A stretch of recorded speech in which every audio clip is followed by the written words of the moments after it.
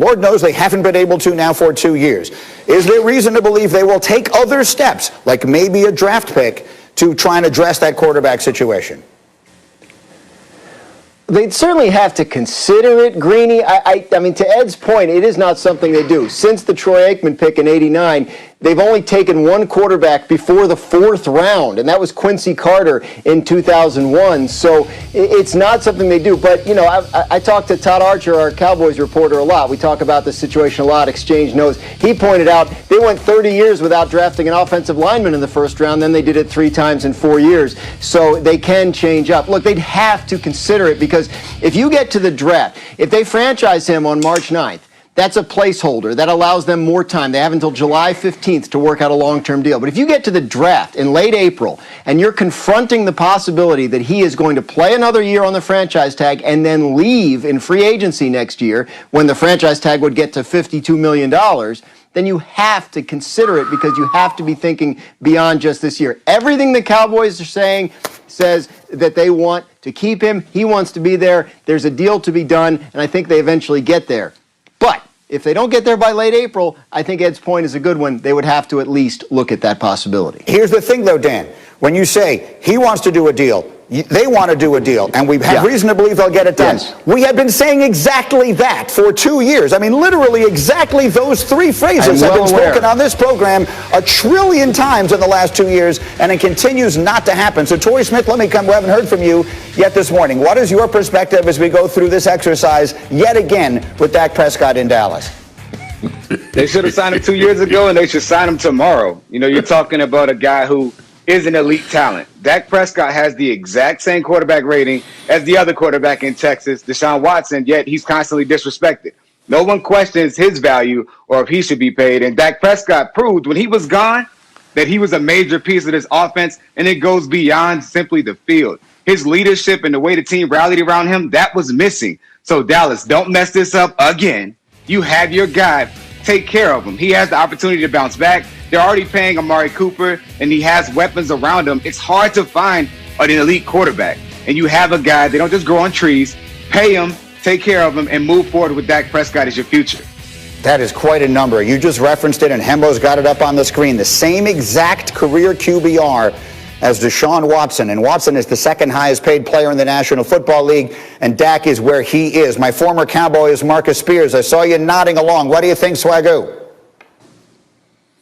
Gee, listen, we going in circles. There's a song I was about to start singing, but listen, here is what it is. And I thought Ed made a great point, and Graz talking about it. Because Dak has the amount of leverage that he has, and because this situation has played out in this long, it might be smart, business-wise, for the Dallas Cowboys to draft a quarterback in this draft and continue to try to get that room to where you might want it to look like without Dak Prescott being a part of it. Because now this is about Dak Prescott and his agent Todd France. This is no longer about the Cowboys negotiating piece. It's no longer about the amount of years. And this is the next level of that conversation with Dak Prescott. Dak can do whatever the hell he want to do now. Like, he's in a position now to say, okay, I'm chilling for a year. Tag me, franchise me, I'm playing. But next year, you got to come see me, or I'm going to see about one of these 31 other teams in the NFL. That's the conversation now. It's no longer about can Jerry and Dak get it done and what will it look like and what will the terms be. That was last year. They went over the terms, 5 or 4 years. Dak wanted 4. Todd France's agent wanted 4. They decided not to sign anything. This is all about whatever Dak Prescott and his agent wants to do, period. Does not have anything to do with the Dallas Cowboys. All right, so let me bring in Dominique, who has been elevated recently from the president of Dak's fan club to now an honorary member of the family. You are, to my understanding, an honorary member of the Prescott family. And so now here we are, Dominique, talking about them bringing another quarterback in. What is our reaction?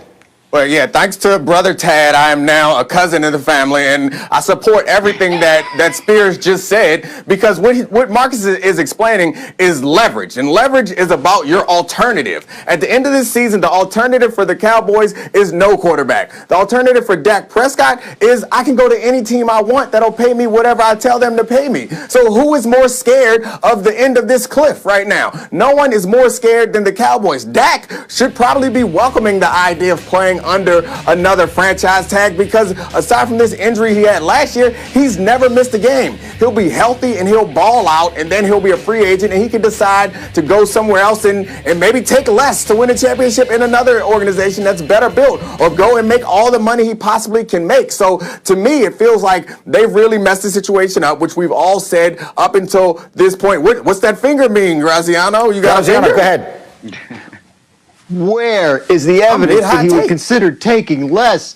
Well, I mean, he was offered $34.5 million a year with $110 guaranteed a year ago. Didn't take it. No, there's no taking less here. He knows his value. The franchise tag assigns a value to him too. I don't think he should. As a cousin, I would like all the money in the family as possible. However, I'm saying it's up to him. He can do whatever he wants at that point. And they have ruined this opportunity, which we've all said for the last couple of years. But I do think it's important that we understand how much strength he has. And I do think it's probably a bad idea for them to draft a quarterback no matter what happens in this situation. This team is full of holes. They need to fill those holes, whether Dak's the long-term answer or anybody else, because I think they're at number 10. You're not going to get a Dak replacement at number 10. You struck gold and got lucky with Dak. It's not going to happen again.